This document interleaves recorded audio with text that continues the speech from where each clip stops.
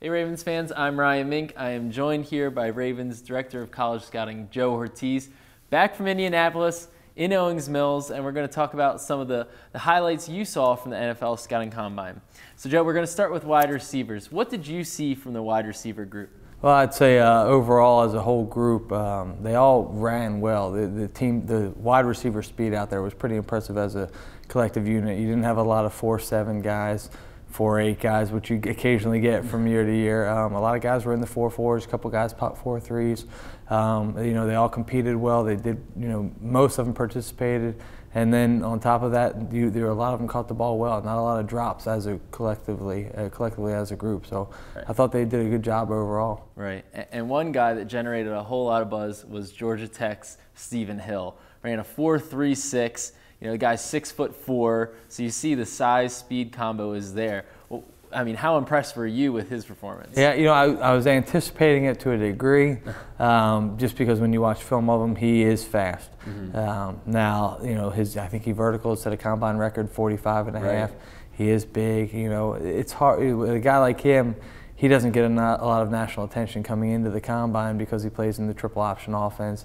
He's catching 25 balls a year. Right. A lot of them are go routes or quick hitters that he takes the distance. So he definitely generated a lot of buzz for himself. I was really impressed with his overall performance. Thought he caught the ball well. Right. Obviously he ran fast, and like any guy who comes from a run-oriented offense, he's going to have some developing to do at the wideout position. But I thought he helped himself.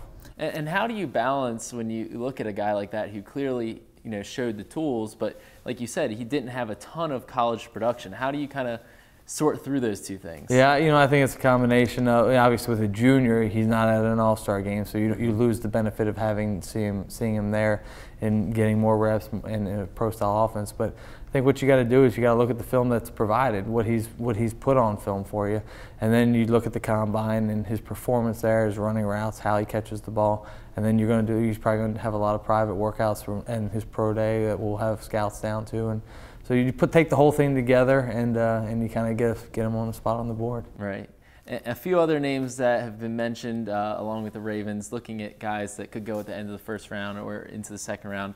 A guy like Mohamed Sanu out of Rutgers, Ruben Randall from LSU, Alshon Jeffrey, although he didn't really work out at the combine, and Notre Dame's Michael Floyd. When you're looking at those four guys, all similarly big-bodied, strong guys, how do you go about separating them, and what did you see at the combine from them? Well, obviously with Jeffrey not participating, right. But the other three, I'd say that Floyd ran well. Sanu is more of not a big speed guy, but when you watch him on film, he catches the ball extremely well.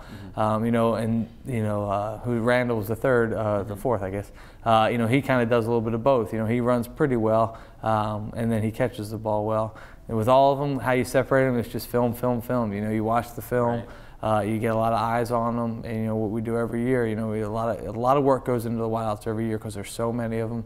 There's 2 full groups of them at the combine, not to mention all the ones outside who didn't get invited to the combine. So you got to really pour over them. You got to go to the pro days. You got to put them through positional workouts, and you try to come up with the best guy. Right. It seems like there's a lot of those big-bodied guys, that are those good jump ball guys. Do you see more of them this year or more really good ones this year than in years past? It's hard to say whether there's more good ones this year. I will say this: the positions, since I've been here 14 years, the position's gotten bigger, and it seems like it's continuing to get bigger, and just like the corner position is getting bigger right. to catch up with the wideouts. Right. So I think there's a trend towards bigger wideouts because you get the 20, 30, 40-yard gains. Those guys that can go up and get the jump ball and make the big plays can really tilt a game. So I think teams are looking for those impact type guys, and guys want to play that position. They've gone from a tight end to a wide out, and they've stayed lean and stayed fast, So I think the position's getting bigger.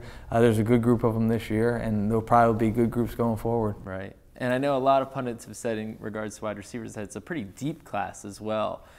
Who's the guy that you saw in the that's a later round guy that stuck out for you? Yeah, one of the smaller guys probably. I think Marquis Maze, I think he ran well for himself at the combine in the 4.4s. He's a dual threat as a punt returner. He's got kickoff return ability as well, and he's a slot type receiver. I thought he helped himself down there. He probably made him and Stephen Hill, you could argue who had the better catch of the combine. They both made outstanding grabs during the week or during the day of workouts.